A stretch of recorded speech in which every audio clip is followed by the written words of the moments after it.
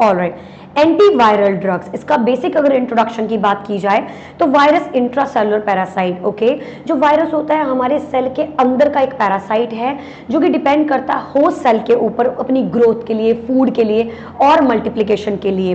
They don't have the enzymes necessary for the synthesis, इनके अंदर किसी प्रकार का कोई भी एंजाइम नहीं पाया जाता है, इसीलिए हम लोग किसी एंजाइम को इनिबिट ही नहीं कर सकते हैं, हमें उसके पूरे प्रोसेस को रोकना पड़ेगा जो कि काफी कॉम्प्लेक्स होता है, लेकिन हम पर्टिकुलर एंजाइम को इनिबिट करने का ऐसा कोई ड्रग नहीं होती है बिकॉज उनके अंदर पाए ही नहीं जाते हैं।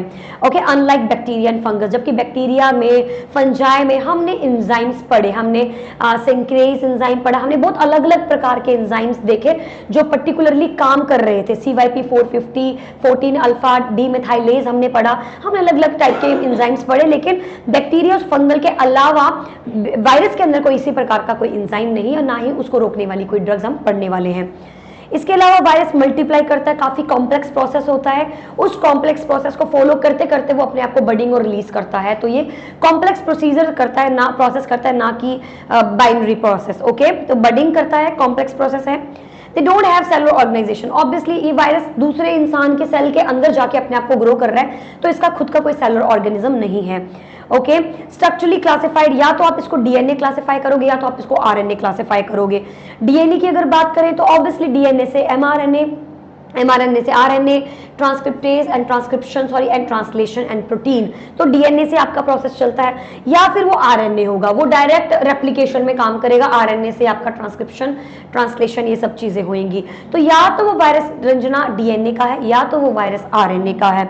अगर रिट्रोवायरस की अगर हम बात करते हैं, रिट्रोवायरस तो basically guys a type of RNA virus known to cause AIDS, जो कि रिवर्स ट्रांसक्रिप्टेज करने की ताकत रखता है, आरएनए से डीएनए को वापस करने में ताकत रखता है, इसीलिए इसका ट्रीटमेंट बिल्कुल भी नहीं है, क्योंकि अपने आप को रेप्लिकेट करके डीएनए में कन्वर्ट कर लेता है, जो कि काफी ज्यादा कॉम्प्लिकेटेड होता है, involve in the replication. Antiviral drugs affect following step, जैसे मैंने बताया सबसे पहले वो अटैच होंगी, फिर उनकी एंट्री में प्रॉब्लम आएगी, मतलब नॉर्मली अगर बात करें तो पहले वो अटैच होते हैं, फिर उनकी एंट्री होती है, फिर वो अपने आप को अनकोड करते हैं, फिर उनकी ट्रांसक्रिप्शन होती है, फिर उनकी ट्रांसलेशन होती है, एंड देन आफ्टर उनका न्यूक्लियस जो एसिड है उसकी सिंथेसिस होगी, डीएनए आरएनए बनेगा, रेप्लिकेशन होगी, असेंबली होगी, बडिंग होगी और रिलीज हो जाएंगे।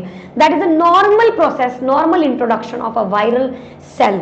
ओके, या वायरस की नॉर्मल इंट्रोडक्शन क्या है। मैं मॉर्फोलॉजी की बात करूं तो मैंने अभी भी बोला ये दिखते कैसे हैं, कंसिस्ट ऑफ कोर जीनोम, इनका कुछ जेनेटिक मटेरियल होता है जो उस हमारी बॉडी के अंदर सेल में एंटर करने के बाद हमारे जीनोम के साथ इंटरफेयर कर कर अपना जीनोम बना देते हैं। जैसे मैं एड्स की बात करूं तो वो हमारे जीनोम को कन्वर्ट कर कर हमारे टी हेल्पर सेल्स का अच्छे से इस्तेमाल कर कर बाद में उस टी हेल्पर सेल को किल कर देते हैं, जैसे उनकी रेप्लिकेशन हो जाती है। तो इनके पास एक जीनोम है, कोर जीनोम है न्यूक्लिक एसिड के अंदर, जो कि आरएनए और डीएनए को रिप्रेजेंट करते हैं, या तो वो डीएनए होगा जीनोम, या तो डीएनए होगा या तो आरएनए होगा, known as nucleotide contained in a protein shell capsid. Okay, तो बेसिकली क्या होता है, okay, so known as nucleotide contained in a protein shell capsid, तो बेसिकली इसका जो पूरा का पूरा कवरेज होती है उसे हम कैप्सिड बोलते हैं, कुछ ज्यादा इंफॉर्मेशन नहीं है ये। अच्छा, can you please reply her that, just join the link simply. Harpreet, sometimes surrounded by lipoprotein member, कई बार वो एक एनवलप में भी होते हैं, तो ये तो उनका बाहरी का स्ट्रक्चर हो गया, अटैचमेंट का स्ट्रक्चर हो गया। ओके, अगर मैं सबसे स्मॉलेस्ट की बात करूं तो पर्वो वायरस होता है 20 nm का, लार्जेस्ट जो होता है वो पॉक्स वायरस होता है 30 nm का। ओके, नेक्स्ट अगर बात करते हैं viral replication and multiplication step, तो गाइस अलग अलग प्रकार के डीएनए हैं, अलग अलग प्रकार के आरएनए हैं। ओके, सो ये अलग क्लासिफिकेशन है, कुछ वायरस डीएनए के होते हैं, कुछ वायरस आरएनए के होते हैं, तो प्लीज हैव अ लुक, आप इनको जरूर देख लेना एक बार। नेक्स्ट स्टेप्स क्या है, अभी मैंने बोला। आशा क्या स्टेप्स आएंगे, absorption, penetration, uncoating, synthesis, yes, transcription, translation, replication, very good, assembly, budding and release, very good, ये कुछ steps हैं इसके।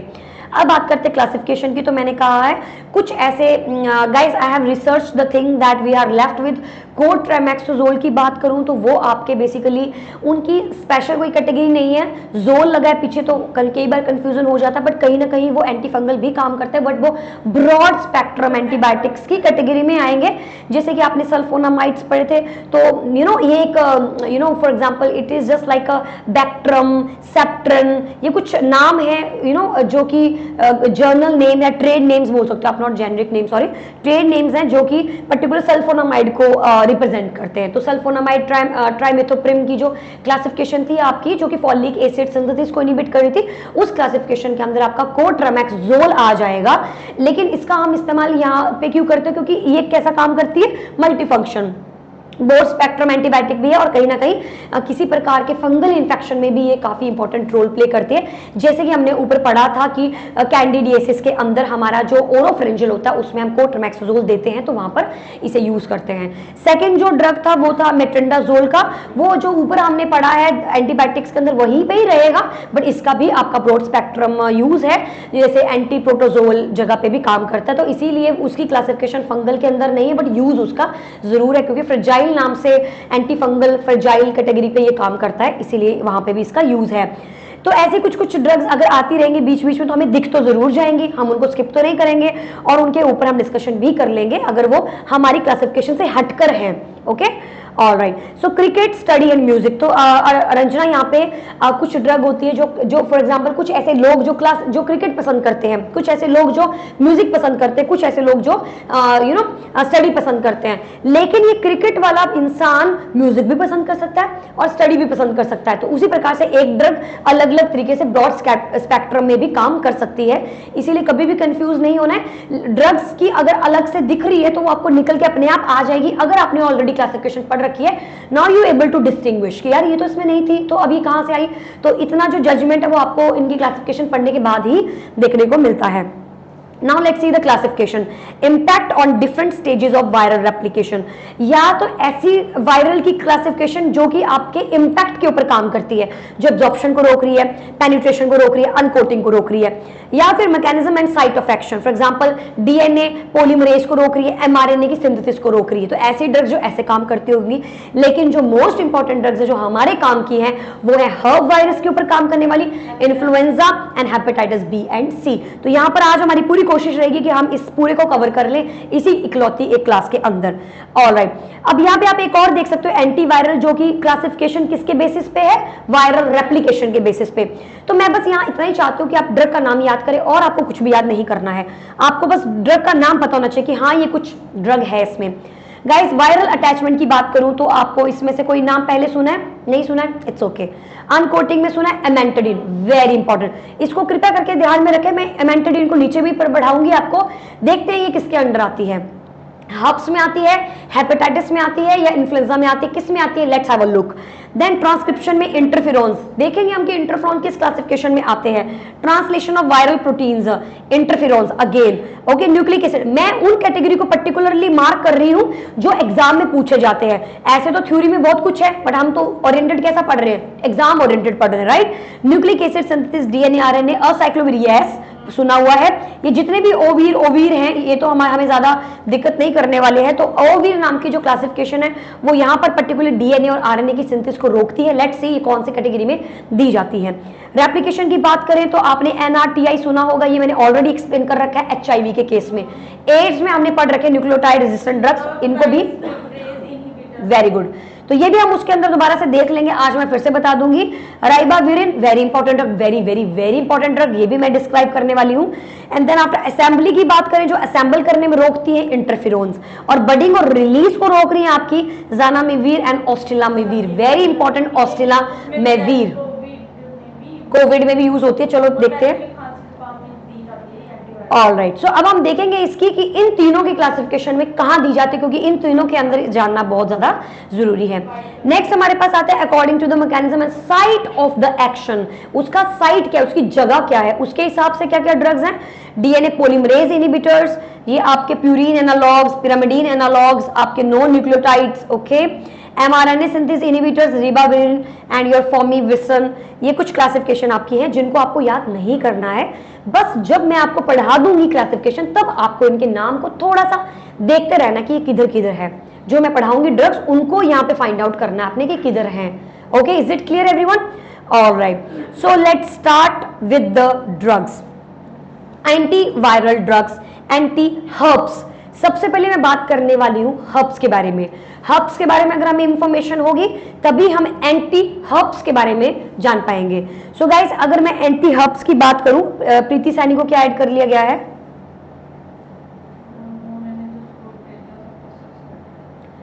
Alright, unable to join, link join on Zoom।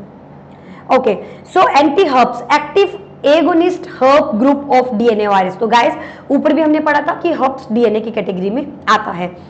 Example, herb simplex virus 1 and 2। I know बहुतों को confusion होगा अभी भी, तो मैं इस कंफ्यूजन को क्लियर कर रही हूं, ध्यान से सुनना। Herpes simplex virus 1 and 2, type 1 and type 2। अच्छा, is it clear? Varicella zoster chickenpox दूसरा नाम है। Epstein Barr virus and cytomegalovirus. Okay, ये कुछ 4 नाम आपके सामने हैं। Okay Ranjana, is it clear? ये 4 नाम आपके सामने हैं। अभी लेट्स सी इनके बारे में जानकारी कितनी है हमें। अगर मैं बात करती हूँ हर्ब्स, मैंने हर्ब सिंप्लेक्स नहीं बोला, मैंने सिर्फ बोला herbs, only and only herbs. Herbs is a common infection caused by herpes simplex virus, caused by herpes simplex virus. It can be painful blister that come and go, usually around the mouth and the genitalias। 2 जगह पर herpes देखने को मिलेगा, oral herpes, genital herpes। Is it clear? Many people who are infected don't know it। ज्यादातर लोगों को नहीं मालूम होता इसके बारे में कि उनको इसकी वजह से ये हो रहा है।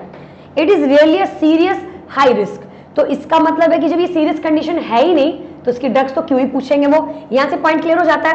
बट फिर भी हर्ब्स के बारे में पता होना चाहिए, और ड्रग तो उसकी मैं बता ही दूंगी क्या है। तो यहां पर टॉपिक हर्ब्स की मेडिकेशन इंपॉर्टेंट नहीं है, हर्ब्स इंपॉर्टेंट है बिकॉज ये कॉमन इंफेक्शन है लेकिन सीरियस नहीं है। Okay, so guys, the number 1, gentle herbs. Gentle herbs में क्या होता है? When you have gentle herbs you can get sores around the vagina, penis and anus। छोटे छोटे sores हो जाएंगे, जैसे कि इस प्रकार के sore देखने को आपको मिलेंगे। Is it clear? इस प्रकार के sores आपको देखने को मिलेंगे कहां पर? vagina में, penis में, anus में। Sometimes they show up on your butt or your thigh। Some people will with genital herpes never get symptoms or get symptomatics so mild that they might just think it's just a pimple or a ingrown hair। Is it clear? Very important information। Others get painful obvious outbreak। कई बार किसी को तो बहुत ही ज्यादा भी हो जाता है। You can get outbreak over and over again। Is it clear? Perfect। Genital herpes, तो herpes क्या है? एक कॉमन सा इन्फेक्शन है herpes simplex वायरस का, herpes simplex वायरस का। जेंटल हर्ब्स क्या है देख लिया। ओरल क्या होता है? ओरल हर्ब्स भी होते हैं। When you have oral herpes you can get sores, again ulcers around the mouth. You might get them elsewhere on your face too, कहीं और भी हो सकता है। The sores might clear up and return later, चले जाएंगे फिर दोबारा से हो जाएंगे। Is it clear? अब आता है HSV1 एंड HSV2। अब ये क्या है? So guys, basically herpes simplex virus 1 and herpes simplex virus 2, इन दोनों के अंदर बेसिकली आप देख सकते हो मोस्ट कॉमन HSV1 है। herpes simplex वायरस का मोस्ट कॉमन कौन सा? HSV1। many people get it early in life, किसी को बड़ी जल्दी देखने को मिल जाएंगे। in most people it either cause no symptom, no cause cold sore बोलते हैं मैंने, ठंडे sores around their mouth, but sometime HSV1 cause genital herpes। इसका मतलब है HSV1, HSV2 these are bit different from the genital herpes and oral herpes। तो जिस इंसान को आपके HSV1 हो रहा है, कई बार sometime HSV1 cause कर सकता है genital herpes को। that can happen during oral sex, for example you know देखने को मिल सकता है। HSV2 की बात करूं, लेस कॉमन, बात ही खत्म बोल दिया गया है। It is a less common thing, it is more often the cause of gentle herpes. Okay, ज्यादातर आपको HSV2 का भी कारण जेंटल हर्प्स मिलेगा, बट इन दोनों में ज्यादा कॉमन कौन है? HSV1। Both viruses spread from person to person during skin to skin touching, through the body fluids. Both infection last for life. ये नहीं जाएंगे, बस कई बार सिम्टम आए सिम्टम गए, सिम्टम आए सिम्टम गए, बट नहीं जाएंगे. You can have either without knowing it. When you have active herp infection, तो आपको सोर मिलेंगे देखने को, और जब नहीं होंगे तो फिर वो गायब हो जाएंगे. The virus are not active, meaning they are not causing any kind of trouble and can't spread to other people. Is it clear?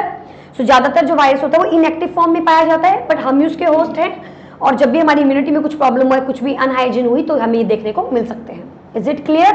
So guys, ये था पर्टिकुलरली हर्ब्स के बारे में, हर्ब सिंप्लेक्स वायरस 1 and 2. अब guys एक important बात मैं ये बताना चाहती हूँ कि जितनी भी हर्ब्स की कैटेगरीज हैं, चाहे वो जेंटल हर्ब्स है, ओरल हर्ब्स है, 1, 2 व्हाटएवर, जितनी भी हर्ब्स की कैटेगरी हैं, जब इनकी आपके ट्रीटमेंट की बात करते हो, चलो इससे पहले एक और देख लेते हैं. एक और भी आता है इसके अंदर हमारा वेरिसिला ज़ूस्टर वायरस. तो अभी मैंने हर्ब सिंप्लेक्स वायरस के बारे में बताया था. हर्ब्स क्या होता है, इसके अंदर क्या क्या आता है वो मैंने बताया. हर्ब वेरिसिला ज़ूस्टर वायरस ये भी एक प्रकार का वायरस है. इस डबल स्टैंडर्ड डीएनए, ये क्या है, एक डीएनए वायरस है. Belong to herpes viridae family. Again herpes, again कौन सी क्लासिफिकेशन है, फैमिली क्या है, हर्ब्स की. तो हर्ब्स की क्लासिफिकेशन एक और आ गई हमारे पास as an alpha herpes virus. तो इसका नाम क्या वायरस का, अल्फा हर्ब वायरस. ओके, तो varicella zoster is highly contagious infection. भाई चिकन पॉक्स तो सबको ही मालूम है कॉन्टेजियस होता है. With varicella zoster virus that causes 2 distinct diseases. Number 1 chicken pox and shingles. जो चिकन पॉक्स होता है उसको वेरिसिला ज़ूस्टर बोलते हैं, और जो शिंगल है वो हर्ब्स ज़ूस्टर. तो गाइज ये भी किसकी कैटेगरी आ गई, हर्ब्स की. तो herpes simplex 1, herpes simplex 2, genital herpes, oral herpes, varicella zoster and your shingles यानी कि हर्ब्स ज़ूस्टर, वेरिसिला ज़ूस्टर, हर्ब ज़ूस्टर. अब ये भी हमारी किसकी क्लासिफिकेशन आ जाती है, हर्ब्स की कैटेगरी के अंदर. Varicella zoster virus only naturally infect human with no animal reservoir. It main target the T lymphocytes, epithelial cells and ganglia. पढ़ेंगे हम इन्हें. कम्युनिकेबल डिसीजेज में हमारा एक टॉपिक आएगा जिसमें हम इनको पढ़ेंगे डीपली, तो don't worry about that. But मैं चाहती हूँ कि आप पहले से थोड़ा प्रिपेयर्ड रहो, क्या है क्या नहीं है पता होना चाहिए. नेक्स्ट, अब व्हाट इज चिकन पॉक्स, कुछ भी नहीं, सबको मालूम है. फेस पे यहाँ यहाँ यहाँ हर जगह पाए जाते हैं. इसका एक सीक्वेंस होता है, वो फॉलो होना होता है. We will see that thing in community. Next, अगला क्या है मेरे पास, एस्पन बार वायरस. अब इसके बारे में भी देख लेते हैं. ये बहुत ही कॉमन वायरस है, ये काफी कॉमन है. जो मैं बता रही हूँ, जिसके बारे में हम पढ़ रहे हैं, वो सब कॉमन है, क्योंकि क्वेश्चंस में वही आते हैं इसीलिए, और कॉन्टेजियस भी है, तो इसीलिए पता होना चाहिए क्या है. You spread it through your saliva. Very important, saliva का यहाँ जो शब्द है ना, स्लाइवा, एस्पन बार, ये काफी इंपॉर्टेंट पॉइंट है यहाँ. Other body fluids, it can cause mononucleosis. Guys इसका दूसरा नाम मोनोन्यूक्लियोसिस है. आप पढ़ोगे कहीं कहीं मोनोन्यूक्लियोसिस, मोनोन्यूक्लियोसिस, वो क्या होता है, Epstein Barr virus, also known as other illnesses. Okay, Epstein-Barr is a type of hypervirus, herpes virus. Again one more classification of herpes. क्या नाम है, Epstein-Barr virus. किस क्लासिफिकेशन में, herpes में. Known as herpes virus 4. Is it clear guys? Alpha herpes virus 1, 2 type, herpes virus 4, genital herpes, oral herpes. Full stop. Okay, and known as herb virus 4. Once you are infected with ASB, the virus stays in your body forever. It can stay inactive, वही inactive रहेगा, reactive रहेगा, और symptom आपको दिखाएगा. तो ध्यान में रखना है, इसको बोलते हैं मोनोन्यूक्लियोसिस. किसको, एस्पेन-बार वायरस को. Fever, rashes, extreme fatigue, enlarge spleen, enlarge liver. Diagnosis में क्लिनिकल पिक्चर्स पे ऐसा देखने से पता लग जाता है. लेबोरेटरी फाइंडिंग्स की बात करूं तो atypical lymphocytes, neutropenia, low platelet count, abnormal liver function test, जिन्हें हम और डीपली पढ़ेंगे अपने कम्युनिकेबल डिसीजेस के अंदर, जो कि एनक्लेक्स का टॉपिक होता है. Guys I hope it is clear.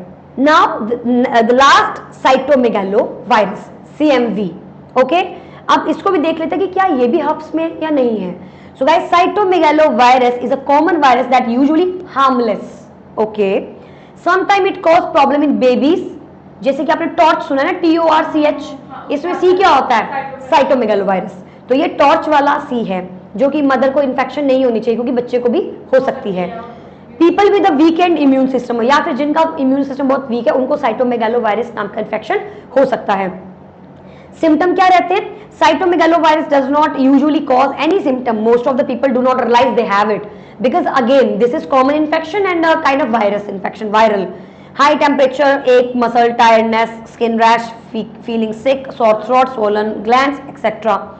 Complication क्या हो सकती है? Rashes, baby born with CMV infection, congenital CMV हो सकता है, उनको जन्म से ही साइटोमेगालोवायरस का इन्फेक्शन हो सकता है। Most babies with congenital CMV do not have symptoms, but congenital CMV can sometime cause problem, जैसे कि रैश होना, बर्थ वेट कम होना, जॉन्डिस हो जाना, वाइट ऑफ द आईज दिखता है। Is it clear? How cytomegalovirus is spread? Basically, cytomegalovirus is mainly spread through the close contact with someone who already has it. You can pass it through the contact with the body fluid, saliva, again saliva, but milk also, torch में आ जाता है, pee and poo, and through the sex. CMV can only be passed on when it is active. The active होना बहुत जरूरी है virus का. Okay, you can get CMV for the first time, young children, the virus have reactivated because of the weakened immune system and etc etc फालतू की चीजें. Treatment की बात करें तो हम पढ़ेंगे अभी इसको, but baby diagnosed with this after they born people have weakened immune system. Treatment weaken the virus, मतलब वायरस को ही आप एंटीवायरल ड्रग दोगे. Guys, is it clear? So what we are talking about? We are talking about anti herpes. तो cytomegalovirus जो है वो आपका वो थोड़ी अलग कैटेगरी है, वो हर्प्स में नहीं आएगी आपकी पर्टिकुलरली. एंटी हर्प्स के अंदर बेसिकली आपका herpes simplex virus 1, 2, varicella zoster, Epstein Barr virus, cytomegalovirus भी बोल सकते हो but not that much. Okay, और इसके अलावा हर्प्स में क्या है? Genital herpes, oral herpes, herpes simplex virus 1, herpes simplex virus 2, and then we have varicella zoster virus, shingles, and you also have your Epstein-Barr virus. Is it clear, Archana? Perfect. Now let's talk about the medications. अब हम बात करने वाले हैं medications के बारे में. कौन सी medication? Anti herpes category. Anti herpes category. Guys, इकलौती ड्रग असाइक्लोवीर.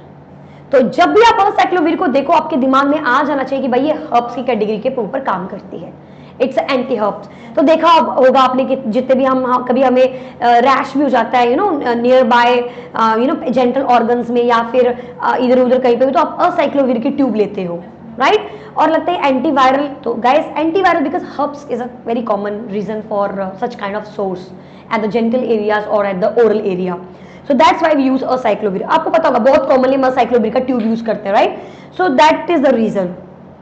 All right. So अब देखते हैं acyclovir के बारे में थोड़ी सी जानकारी देखते हैं क्या ड्रग है. This deoxyguanosine एनालॉग, यानी कि किसी प्रकार का ये एनालॉग है. एनालॉग किसका? इसका है. deoxyguanosine का एनालॉग है. क्या है? We will discuss that. Require virus specific enzyme for conversion to the active metabolite. शायद आप लोगों को याद हो, मैंने काफी ऊपर प्रो ड्रग्स में असाइक्लोवीर के बारे में जिक्र किया था कि असाइक्लोवीर इनएक्टिव फॉर्म में होता है, ये प्रो ड्रग है और बाद में ये अपने आप को एक्टिवेट करती है. मैं ऑलरेडी बात बता चुकी हूँ, अगर आप शुरुआती क्लासेस में जाएंगे तो वहां पे मैंने इन्फॉर्म किया था कि असाइक्लोवीर एक प्रो ड्रग होता है जो कि इनएक्टिवेट फॉर्म में पाया जाता है और फिर ये एक्टिवेट फॉर्म में होता है. तो भाई कोई ना कोई एंजाइम तो चाहिए इसको एक्टिवेट होने के लिए. तो ड्रग हमारी बॉडी के अंदर ये जो डीऑक्सीग्यूनोसिन जो एनालॉग होता है रिक्वायर कर रहता है वायरस स्पेसिफिक एंजाइम को for the conversion to the active metabolites that inhibit DNA synthesis and viral replication. Guys, one of the most important point जो आपको याद रखना है, असाइक्लोवीर आपकी एंटी हर्ब की कैटेगरी में इस्तेमाल किए जाने वाली ड्रग है. नंबर 2, ये डीएनए के रेप्लिकेशन को सिंथेसिस को रोकती है. खत्म, that's it. Is it clear? Next mechanism क्या है? अभी मैंने बताया असाइक्लोवीर इनएक्टिवेट फॉर्म में है. ये थाइमेडाइन काइनेज की प्रेजेंस में अपने आप को मोनोफॉस्फेट में कन्वर्ट करेगा, फिर एक और एंजाइम की प्रेजेंस में आपको ट्राइफॉस्फेट के कन्वर्ट करेगा. यस, वेलसाइक्लोवीर भी आएंगे आपके. Yes, very good. ये एग्जांपल मैंने नीचे मेंशन भी किया हुआ तो आपको देखने को मिल जाएगा. तो ध्यान में रखना, असाइक्लोवीर इनएक्टिवेट फॉर्म में है, इसको कन्वर्ट होने के लिए एंजाइम्स चाहिए हैं और लास्ट में जो हमारा एक्टिव फॉर्म होती है वो होती है असाइक्लोवीर ट्राइफॉस्फेट. तो ये क्वेश्चन पूछा जा सकता है that this drug is basically pro drug and it need some kind of okay. Acyclovir आपका जो ड्रग है, जो एंटी हर्ब्स की कैटेगरी में हम पढ़ रहे हैं, ये ड्रग बेसिकली इनएक्टिवेट फॉर्म में होता है. यानी आपने ड्रग को इनटेक किया, ये आपकी बॉडी में इनएक्टिवेटेड है क्योंकि ये प्रो ड्रग है. मैं चाहती हूँ इसकी बायोअवेलेबिलिटी बहुत अच्छी हो, फर्स्ट पास मेटाबॉलिज्म ना हो, तो इस ड्रग को इस प्रकार से बनाया गया है कि ये इनएक्टिवेट फॉर्म में होती है पहले. In the presence of thymidine kinase की प्रेजेंस में ये अपने आप को अपने एक्टिव फॉर्म में कन्वर्ट करती है, नाम है असाइक्लोविर मोनोफॉस्फेट। ये भी एक्टिव फॉर्म नहीं है, इसके बाद एक और कन्वर्जन आता है, नाम होता है acyclovir triphosphate. This is the main activate form of the acyclovir. इसका मतलब है कि असाइक्लोविर, अब अगर आप टॉपिकली दे रहे हो तो आप तो बायोअवेलेबिलिटी बचा रहे हो, आप जहां पे इंफेक्शन है उसके ऊपर लगा के उसे बचा रहे हो, लेकिन अगर आप इसे इनटेक कर रहे हैं तो गाइज ये ड्रग क्या करेगी, अपने आप को इनएक्टिवेट फॉर्म से एक्टिवेट फॉर्म में कन्वर्ट करेगी अगर आप इसे ओरली ले रहे हैं तो। अब फॉर एग्जांपल इसके बारे में और थोड़ा देखते हैं। ये आपके हर्ब्स के जितने भी वायरस की कैटेगरीज हैं उनको डिक्रीज करेगी। कैसे? डीएनए पॉलीमरेज को रोककर और आपके डीएनए के रेप्लिकेशन को रोककर स्टॉप कर ये अपना काम दिखाती है। तो यहाँ पे डीऑक्सीराइबोन्यूक्लियोटाइड जो कि हमारा न्यूक्लिक एसिड होता है उसको भी डिक्रीज कर रही है, जिसकी वजह से बडिंग हो नहीं पाएगी, डिवीजन हो नहीं पाएगी। तो ये सारा का सारा सिस्टम कौन ब्लॉक कर रहा है? Acyclovir triphosphate. किसको ब्लॉक कर रहा है? हर्ब्स को ब्लॉक कर रहा है, खत्म कर रहा है, डीएनए पॉलीमरेज को इनहिबिट कर रहा है, रेप्लिकेशन होने ही नहीं देगा। Okay, is it clear? Perfect. Next, incorporated into viral DNA and stop, मतलब कि उसकी जो लेंथनिंग है, डीएनए की जो लेंथनिंग हो रही है उसको भी क्या करता है? कट शॉर्ट, यानी कि डीएनए पॉलीमरेज को क्या कर देगा? डिक्रीज कर देगा। तो ये दो प्रकार से काम कर रहा है, एक तो ये डीएनए को रेप्लिकेट ही नहीं होने दे रहा, और एक इसकी जो लेंथनिंग हो रही है उसको भी रोककर काम कर रहा है। बोलने का मतलब है, मीनवाइल बोलने का मतलब क्या है कि ये आपके डीएनए को बडिंग को नहीं होने देता, रेप्लिकेशन नहीं होने देगा, सिंथेसिस नहीं होने देगा। कौन? असाइक्लोविर। किसकी कैटेगरी का ड्रग है? एंटी हर्ब्स का। क्या क्या आता है? Genital herpes, oral herpes, herpes simplex virus 1, herpes simplex virus 2 and your Epstein Barr virus, okay, and herpes virus 4, ये सारे को ब्लॉक करता है असाइक्लोविर। लेकिन अभी जो अर्चना ने एक बात बताई उसके बारे में थोड़ा देख लेते हैं। Acyclovir is preferentially taken up by virus infected cell. तो जो हमारे वायरस होते हैं, जो इन्फेक्टेड वायरस होते हैं, वो इस ड्रग को क्या कर लेते हैं? इनटेक करेंगे। क्यों? क्योंकि एनालॉग है, ये बिल्कुल उसके जैसा दिखता है, वायरस जैसा दिखता है, तो ये एक प्रकार का एनालॉग है। Okay, it just a copy of your virus. Okay, तो ये कॉपी करता है, तो हमारा वायरस इसको ले लेता है, अंदर इनटेक कर लेगा। लो टॉक्सिसिटी टू होस्ट सेल, और हमारे जो खुद के सेल्स होते हैं उनकी टॉक्सिसिटी भी क्या होती है? काफी कम होती है, क्योंकि आपको मालूम है कि जो असाइक्लोविर है वो वायरस को किल करेगा, लेकिन वो वायरस तो हमारे ही सेल में पाया जा रहा है, तो कहीं ना कहीं थोड़ी सी टॉक्सिसिटी तो आपको देखने को मिलेगी because of acyclovir. Low toxicity, but not that much, but little bit low. Acyclovir is equal to active against herpes group of virus. जितने भी हर्ब्स की ग्रुप्स हैं उन सबको क्या करता है? अगेंस्ट काम करता है। कौन? असाइक्लोविर। सो एक बार दोबारा देख लो, असाइक्लोविर इनएक्टिवेट फॉर्म में होता है, ये अपने आप को एक्टिवेट फॉर्म में कन्वर्ट करता है, नाम है असाइक्लोविर ट्राइफॉस्फेट। क्या करेगा? दो चीजें करेगा, एक तो डीएनए पॉलीमरेज, यानी कि जो आपकी कंपैटिबिलिटी थी, जो न्यूक्लिक एसिड जो बिल्डिंग हो रहा था डीएनए का, वो बनने ही नहीं देगा, और दूसरा लेंथनिंग जो है डीएनए की, जिससे और भी ज्यादा मल्टीप्लिकेशन होगी, वो भी देखने को नहीं मिलेगी। Acyclovir is preferentially taken up by the viruses, okay, जो कि इन्फेक्टेड सेल्स होते हैं आपके, वो इनको ले लेते हैं। क्यों? क्योंकि एनालॉग्स हैं, बिल्कुल डिट्टो कॉपी करते हैं। और low toxicity of the host cell, तो थोड़ी सी टॉक्सिसिटी भी देखने को मिलती है, और इस सभी प्रकार के जो आपके हर्ब्स होते हैं उनके ऊपर काम करता है। अगर मैं बात करूं एडवर्स इफेक्ट की, जो कि सबसे इंपॉर्टेंट पॉइंट है, what is the adverse effect of the your drug. So guys, अगर आप टॉपिकली इस्तेमाल कर रहे हो, यानी यहाँ पे कुछ अल्सर हो गया, यहाँ मैं इस्तेमाल कर रही हूँ, तो थोड़ा सा स्टिंगिंग सा, बर्निंग सेंसेशन आपको महसूस होगा। ओके, अगर आप ओरली ले रहे हो, ओरली, तो आपको headache, nausea, usually well tolerated, but आपको ये नोजिया, हेडेक देखने को मिल सकता है। अगर आप आईवी के थ्रू ले रहे हो, आईवी असाइक्लोविर, तो guys rashes, sweating, MSS, fall in BP, dose dependent. क्यों? क्योंकि ये जीएफआर को क्या करती है? रिड्यूस करती है। सो असाइक्लोविर विल रिड्यूस योर जीएफआर। तो कृपया करके ध्यान रखना इस पॉइंट को, इट्स वेरी इंपॉर्टेंट पॉइंट। आपका असाइक्लोविर जीएफआर को रिड्यूस करता है, जिसकी वजह से हाइपोटेंशन देखने को मिल सकती है because of acyclovir. Okay, it's the most important toxicity, very very very important toxicity of the acyclovir. जब भी कार्डियो की बात आती है ना, तो वो ड्रग कभी नहीं भूलना है, कुछ भी कार्डियो से रिलेटेड पॉइंट आता है तो। रिवर्सिबली न्यूरोलॉजिकल मैनिफेस्टेशन जैसे कि tremors, lethargy, disorientation, hallucination, convergence and coma reversible है, यानी वो ठीक हो जाएगा। ये सच ना? जीएफआर कम होने का मतलब है आपका ग्लोमेरुलर फिल्ट्रेशन रेट कम हो गया है किसी कारण की वजह से, तो बीपी तो रिड्यूस हो जाएगा, क्योंकि जितना ज्यादा जीएफआर होगा उतना ज्यादा बॉडी में प्रेशर मेंटेन हो रहा है। क्योंकि ये किडनी में प्रॉब्लम नहीं है, हार्ट में प्रॉब्लम नहीं है, बट आपका जीएफआर रिड्यूस हो रहा है क्योंकि वेसोकंस्ट्रिक्शन हो रही है कहीं ना कहीं, या तो डायलेशन हो रही है, जिसकी वजह से कहीं ना कहीं दोनों का लिंक है। तो because of decrease in the GFR you will see fall in BP in few patients. Connection कैसे बनाना है? It's just a simple side effect of the drug कि एडवर्स इफेक्ट है वो बीपी को क्या कर देती है, कम कर देती है। अगर किसी इंसान का बीपी कम है, बिल्कुल रिड्यूस हो रहा है बिकॉज ऑफ सम कंडीशंस, तो क्या लगता है आपको जीएफआर कम होगा या ज्यादा होगा? Yes, that is the link. Yes, क्योंकि जीएफआर जो है वो आपका डिक्रीज जा रहा है। हाँ, उसके बाद बॉडी मैकेनिज्म करती है, रास सिस्टम एक्टिवेट करती है, बॉडी का बीपी बढ़ता है, that is secondary thing. But शुरुआत में ये ड्रग आपके बीपी को फॉल कर रही है, जीएफआर रिड्यूस हो रहा है। ओके, हाँ, बाद में आपको देखने को मिल सकता है रास सिस्टम एक्टिवेट करेगी, बॉडी मैकेनिज्म जो वो मैकेनिज्म दिखाएगी। बट अगर मैं एडवर्स इफेक्ट पूछूं, ये ड्रग करती क्या है? ये आपका बीपी रिड्यूस करती है, जीएफआर को डिक्रीज कर रही है। Okay, is it clear? Perfect. Next guys, क्योंकि देखो स्वेटिंग हो रही है, एम्सिस हो रहा है, उल्टियां मारता रहेगा पेशेंट, तो आपका कहीं ना कहीं वॉल्यूम तो कम हो रहा है ना, तो बीपी आपका रिड्यूस हो जाएगा। तो प्लीज हैव अ लुक, अगर आप आईवी देते हो तो एम्सिस, स्वेटिंग, बस हाइपोवोलीमिया में कहीं ना कहीं जा रहा है, फॉल हो रहा है बीपी, और जीएफआर क्या कर रहा है? रिड्यूस कर रहा है। Next guys, reversible neurological manifestation भी करता है। कई बार न्यूरोलॉजिकल, जैसे आप किसी का बीपी लो हो रहा है, जीएफआर डिक्रीज कर रही है, तो उसको ट्रेमर्स या फिर आपकी लिथार्जी, डिसओरिएंटेशन, हैलुसिनेशन, ये सब देखने को मिल सकते हैं। तो guys just learn this point, acyclovir दिमाग का, हार्ट का big connection. Note, no teratogenic potential has been reported. कोई भी किसी प्रकार का टेट्रोजेनिक इफेक्ट जो है वो देखने को नहीं मिला है। आप इसे प्रेगनेंसी में दे सकते हैं, इट्स सेफ। ये कहां से आया एमसीक्यू? यहां से निकल कर आया है। तो प्लीज अगर आप इन डाटा को बहुत अच्छे डीपली पढ़ेंगे, आपके जितने भी एमसीक्यूज दिखेंगे आप बहुत इजीली उनको सॉल्व कर पाओगे।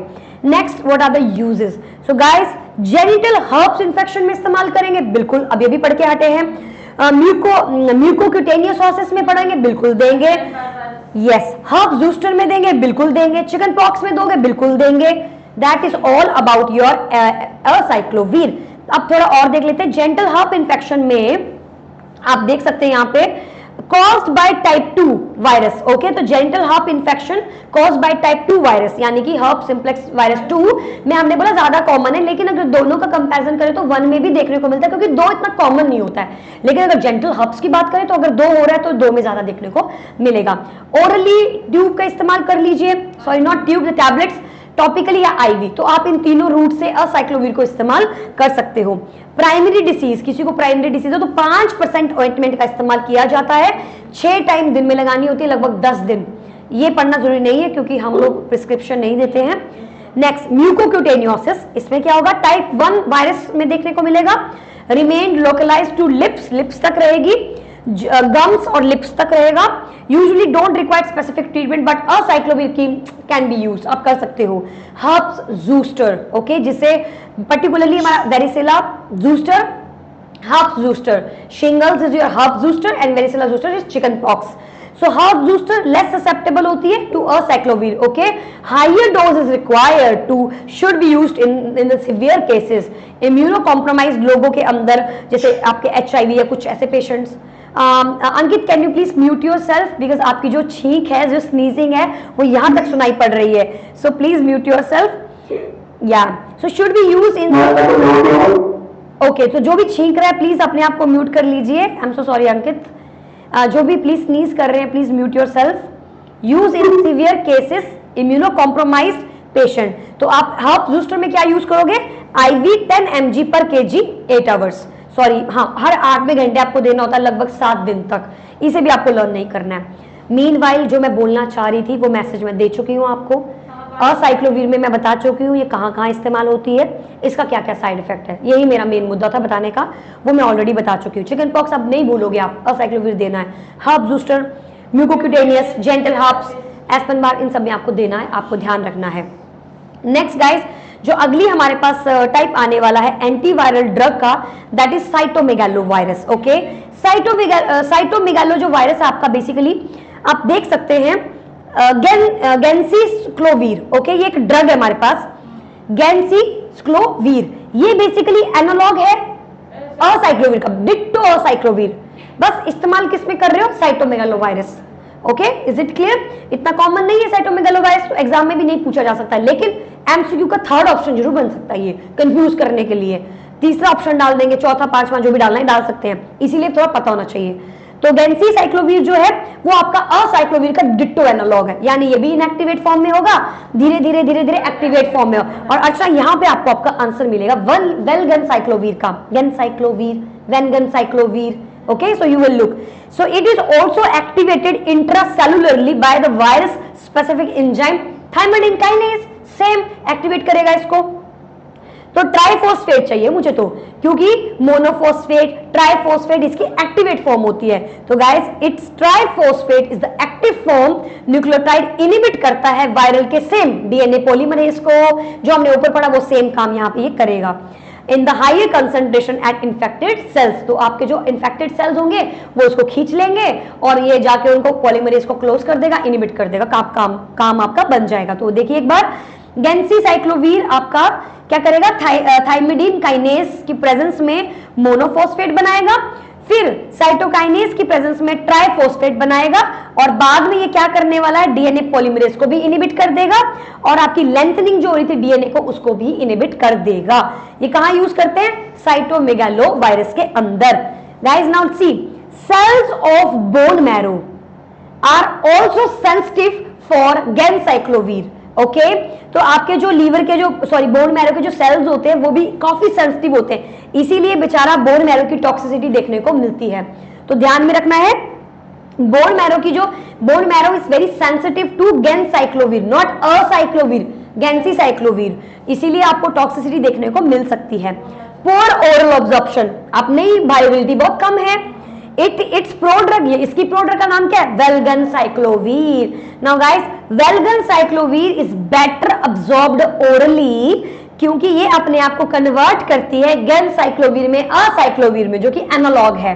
ओके, साइटोमेगालो वायरस में develop resistance by mutation of the viral phosphokinase और डीएनए पॉलीमरेज, मतलब सेम चीज कि साइटोमेगालो वायरस क्या करेगा, रेजिस्टेंस लेकर आ जाएगा, इन चीजों को करने ही नहीं देगा, इनको म्यूटेट ही नहीं होने देगा, इनको डिवाइड ही नहीं होने देगा। Is it clear? Okay, the last point is toxicity.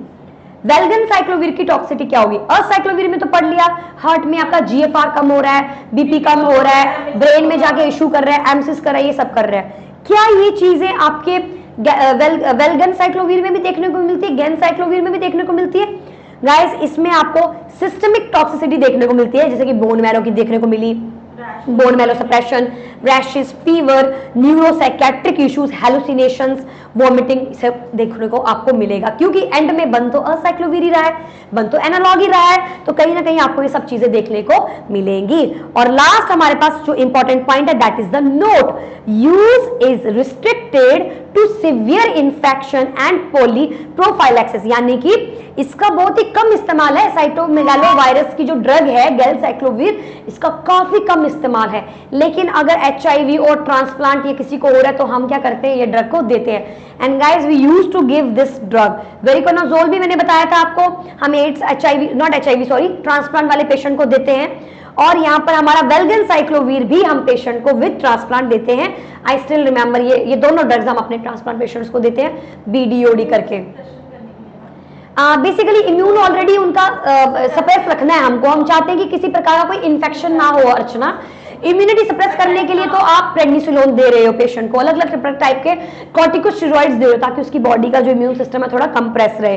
ये ड्रग्स आप दे रहे हो कि किसी प्रकार का कोई इन्फेक्शन, ज्यादातर छाती का लंग इन्फेक्शन बहुत कॉमनली होता है, क्योंकि ट्रांसप्लांट वाला पेशेंट काफी लंबे समय के लिए इंटूबेटेड रहता है और उसके लंग्स में बहुत टाइप के इन्फेक्शन हो जाते हैं। सो इसीलिए आपका जो ड्रग्स हैं, चाहे वो वेरिकोनाजोल मैंने कल भी बताया था, वेरिकोनाजोल हो गया, वेलगनसाइक्लोवीर हो गया, ये सब ड्रग्स जो है वो आप देते हो पेशेंट को ताकि उसकी बॉडी में कुछ मिसलिनियस काइंड ऑफ इन्फेक्शन जो देखने को ना मिले। तो ये 2 ड्रग तो हम खुद देते हैं पेशेंट्स को, इसलिए मुझे दोनों बहुत अच्छे से याद है। तो जो भी आप कुछ प्रैक्टिकली चीजें देते हो तो आपको उनका पॉइंट याद रहता है, राइट? उसी पॉइंट ऑफ व्यू से मैं आपको बता रही हूँ। तो ट्रांसप्लांट और एड्स में आप इन ड्रग्स को देते हो। Treatment IV infusion with 10 mg per kg per day prevent blindness in AIDS. तो एड्स के अंदर ये वल्गानासाइक्लोवीर कहीं ना कहीं मदद करता है आपके किस चीज को, ब्लाइंडनेस को प्रिवेंट करने के लिए। Okay, ganciclovir. Okay, now have a look. अगली और लास्ट कैटेगरी हमारे पास आ जाती है इन्फ्लुएंजा ड्रग्स, एंटीवायरल लेकिन anti influenza virus. So guys this is also very important. तो गाइस यहाँ पे ध्यान से देखिए, जो आपकी वायरल ड्रग्स हैं उससे पहले थोड़ा सा इन्फ्लुएंजा के बारे में देख लेते हैं। Exert type and strains specific action on influenza virus. अलग अलग प्रकार के टाइप्स हैं, अलग अलग प्रकार के स्टेन हैं। किसके? इन्फ्लुएंजा के। सबको मालूम है H5N1, H1N1, there lot of strains, right? Influenza virus is RNA virus, okay, with the segmented genome, जिसके अंदर एक पर्टिकुलर जीनोम होता है। ये एक RNA टाइप का वायरस है जिसमें एक जीनोम पाया जाता है। Defined it's type A, B and C। आप किसी किसी बुक में कहीं कहीं D भी देखोगे, बट फिलहाल KD त्रिपाठी का जो बुक मैंने फॉलो किया उसमें से ABC आपको देखने को मिलेगा, A, B and C। Majority of human infection is caused by influenza A। This is the most important। ज्यादातर जो इन्फ्लुएंजा के इन्फेक्शन होते हैं वो आपके इन्फ्लुएंजा A से होते हैं, टाइप A से देखने को मिलते हैं। तो इन्फ्लुएंजा A के बारे में अगर मैं बात करूं तो गाइस 2 शब्द आपको कभी नहीं भूलने, H और N का full form, that is your hemagglutinin and your neuraminidase. Okay, ये बेसिकली H और N से डिनोट होते हैं, H5N1, H1N1। तो ये इस प्रकार के जो है वो हीमोग्लूटिनिन, ये क्या करता है? ये वायरस को सेल के अंदर डालने का काम करता है। और आपका न्यूरामाइनाइडेज क्या करता है? डिवीजन, सेल की division.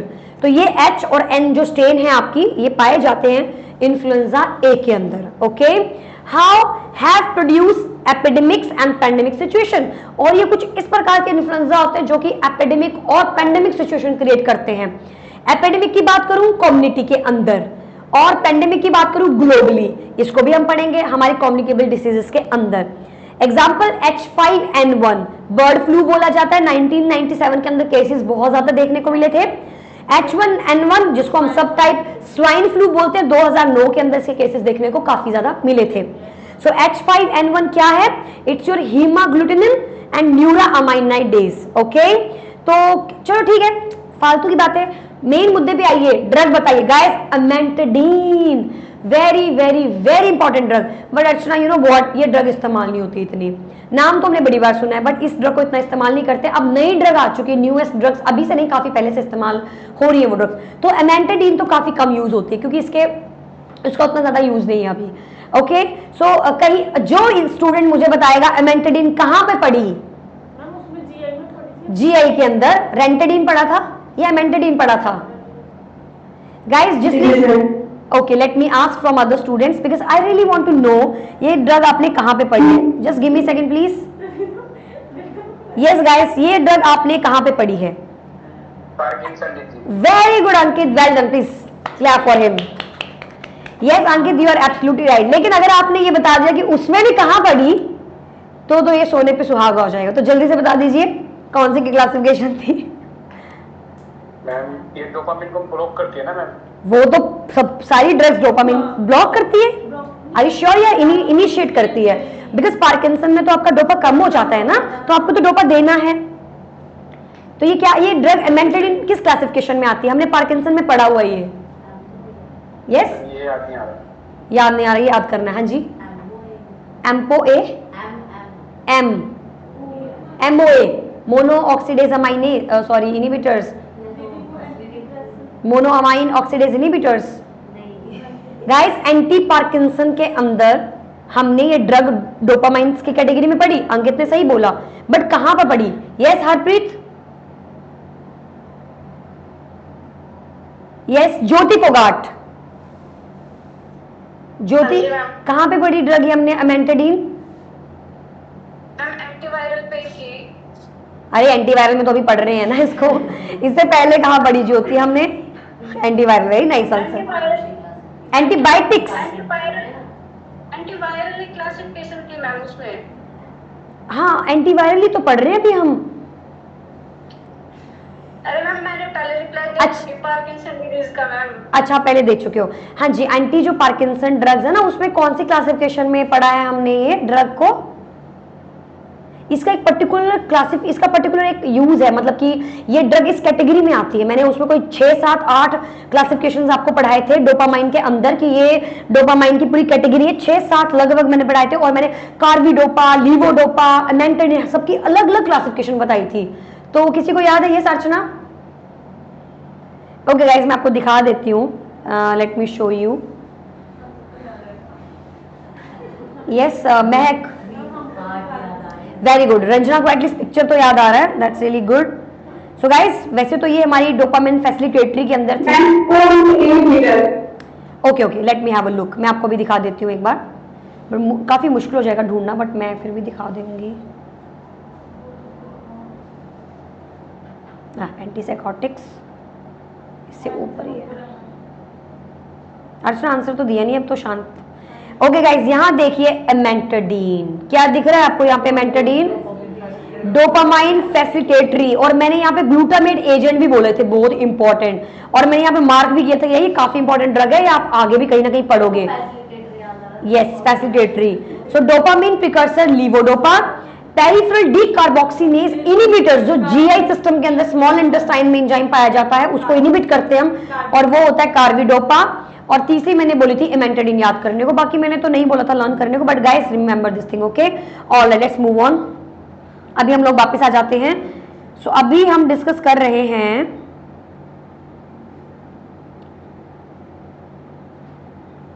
Okay, so we were discussing about antiviral drugs. कहां गया यूज? ओके, तो हमारा हेपेटाइटिस हो गया, खत्म कर लिया हमने इसे। ओ सॉरी, हेपेटाइटिस नहीं पढ़ा अभी तक, हम यहाँ थे almost. Where we? Yeah here, amantadine. तो गाइज ये आपकी डोपामाइन फैसिलिटेटरी के अंदर आती है एमेंटाडीन, जो कि डोपामाइन को इनिशिएट करती है, इंक्रीज करती है। Introduce in 1960। ओके, तो ये एमेंटाडीन किसकी क्लासिफिकेशन में पढ़ रहे हो आप? एंटीवायरल ड्रग्स के एंटी इन्फ्लुएंजा ड्रग्स। तो इन्फ्लुएंजा की जब बात आएगी H1N1, H5N1, तो ध्यान में रखना ये ड्रग आपकी एमेंटाडीन जो है वो इधर आती है, आपके एंटी पार्किंसन में भी आती है, और ये ड्रग जो है वो काफी इंपॉर्टेंट है, लेकिन इसका इतना यूज नहीं है इधर। एंटी इन्फ्लुएंजा में अब यूज नहीं है इसका, अब कुछ और यूज करते हैं हम लोग। Introduce in 1960 and tricyclic amines unrelated to nucleic acid precursor, inhibit करती है इन्फ्लुएंजा ए वायरस को, बट नॉट H5N1, H1N1। आप सोचोगे मैम इन्फ्लुएंजा ए में तो आते हैं ये दोनों, हाँ, लेकिन फिर भी इनको ब्लॉक नहीं करती है, बस ऊपर ऊपर से काम करती है, इसीलिए इसका यूज नहीं है। Act by inhibit M2 proteins, किसको ब्लॉक करनी है? M2 proteins, ion channels, glutamate, remember glutamate थे हमारे, उन चैनल्स को ब्लॉक करने का काम करती है, और कहीं ना कहीं इन्फेक्टेड सेल का जो जीनोम है उसको अनकोटिंग जो है वो प्रिवेंट करती है। Use is now limited due to availability of the newer drugs, हमारे पास नई नई ड्रग्स आ चुकी है, इसलिए अब इसका कोई इतना यूज नहीं है। It's use for parkinsonism is in occasional now, अब बहुत ही ज्यादा ओकेजनली यूज रह गया, लेकिन आपने सुना होगा कार्विडोपा, लीवोडोपा हम इस्तेमाल करते हैं, बट इन ड्रग्स को इतना यूज जो है वो नहीं करते हैं। जो ड्रग यूज की जाती है दैट इज योर ओसेल्टामिविर। अभी अर्चना शायद आपने ऊपर भी नाम लिया था इस ड्रग का, तो guys most commonly drug used for your influenza that is basically oseltamivir, Tamiflu आपने सुना होगा ये भी, तो इन केसेस में हम इस्तेमाल करते हैं। Yes, it is cyclic acid analogue, ये भी एक प्रकार का एनालॉग है जो कि आपके वायरल को डिटो कॉपी कर एंटर करता होगा विद ब्रॉड स्पेक्ट्रम एक्टिविटीज, अलग अलग प्रकार के फंक्शन है इस ड्रग के। It cover influenza A with amantadine sensitive resistance अगर है, H1 H5N1 को कवर करता है, H1N1 को भी कवर करता है, इन्फ्लुएंजा बी को भी कवर करता है, तो ये ड्रग काफी ब्रॉड स्पेक्ट्रम यूज होती है। Oseltamivir is an ester prodrug, ये भी इनएक्टिवेट फॉर्म में पाई जाती है, that rapidly and fully hydrolysed during the absorption in the intestine. तो गाइस ध्यान में रखना है, ये प्रोड्रग होती है, अगर आप इसको प्रोडक्ट नहीं दोगे, डायरेक्ट ड्रग दो, तो जीआई इसको बिल्कुल एब्जॉर्ब करके खत्म कर देगा। तो इसलिए ओसेल्टाविर जो एक एस्टर प्रोड्रग है जो कि आपकी हाइड्रोलाइज्ड होती है during the absorption in the intestine. By liver esterase it is converted into active form. तो हमारे लीवर के अंदर जो एंजाइम्स पाए जाते हैं नाम है एस्ट्रेज एंजाइम। ये एंजाइम इस ड्रग को कन्वर्ट करता है। वैसे तो सबको मालूम है कि जो लीवर होता है वो प्रो ड्रग को मेटाबोलाइज करके एक्टिवेट ही करेगा, लीवर ही तो करेगा और कौन करेगा। तो बस वही मेंशन किया गया है कि बाय लीवर एस्ट्रेज नाम का जो एंजाइम है वो इसको एक्टिव फॉर्म में कन्वर्ट करता है, जिसको हमें ज्यादा ध्यान में नहीं रखना है। ओके, तो oseltamivir carboxylate with in bioavailability of 80%, 80% आपकी ड्रग की एब्जॉर्प्शन होती है ब्लड के अंदर। तो इसका जो बायोअवेलेबिलिटी है वो बहुत अच्छा है, 80% है, इसीलिए इस ड्रग को इस्तेमाल किया जाता है। तो प्लीज एक बार देख लीजिए इसका mode of action. Act by inhibiting the influenza virus. Okay, सबसे पहले वायरस सेल है हमारे पास, ये अब्जॉर्प्शन करेगा, अनकोटिंग होगी, अर्ली प्रोटीन की सिंथेसिस होगी, पैकेजिंग असेंबलिंग होगी और वो अपने आप को डिवाइड करता चला जाएगा। लेकिन हम क्या कर देंगे, ब्लॉक कर देंगे किसको, न्यूरोअमाइडेज अमाइनिडेज इनहिबिटर को ब्लॉक कर देंगे, ताकि ओसेल्टामावीर और जिनामिवीर जो है वो इसको आगे रेप्लिकेट ही ना कर सके। इनको ज्यादा दिमाग में डालने की जरूरत नहीं है, मेन बस फंक्शंस निकालो, जो इनका यूज है ना वो निकालो, यहां से जो डाटा निकालना है आपको। Then after medicated started with a few hours, इनको कुछ, जैसे मानो किसी को इन्फेक्शन हुआ तो कुछ घंटों में इसका स्टार्ट कर देते हैं हम treatment. Symptom the onset to decrease the severity, duration and complication. इन सब चीजों को प्रिवेंट करने के लिए जो आपकी जो ओसेल्टामावीर होती है उसको आप पहले से शुरू कर देते हो ताकि पेशेंट को सिवियरिटी ना हो। नोट क्या है इसके बारे में, oseltamivir may not be effective in infant, उतनी ज्यादा इफेक्टिव इन्फेंट छोटू baby, okay, because they may fail to generate into active metabolites. क्यों, क्योंकि अभी अभी हमने पढ़ा लीवर इसको कन्वर्ट करता है, लेकिन जो इन्फेंट है बेचारा उसका तो लीवर अभी उतना ज्यादा मिच्योर नहीं हुआ है, तो लीवर बच्चों का मिच्योर ना होने की वजह से ओसेल्टामावीर जो है वो इन्फेंट में उतनी ज्यादा इफेक्टिव नहीं होती, क्योंकि 80% इसका जो मेटाबॉलिज्म होकर जो बायोबिलिटी मिलनी थी वो लीवर नहीं तो देनी थी, क्योंकि 80% इसका बायोबिलिटी लीवर देता है। लेकिन अब बच्चों का तो लीवर इतना स्ट्रांग नहीं है, इसीलिए ड्रग जो इन्फेंट के अंदर ज्यादातर काम नहीं करती। तो ये पॉइंट इकलौता जो आपको नोट करना है ओसेल्टामावीर का वो ये है। Side effect same, nausea, abdominal cramps, headache, weakness, diarrhoea, cough, insomnia and reactions, ये सब आपको देखने को मिलेंगे। So guys we are done with the main classification जो थी हमारी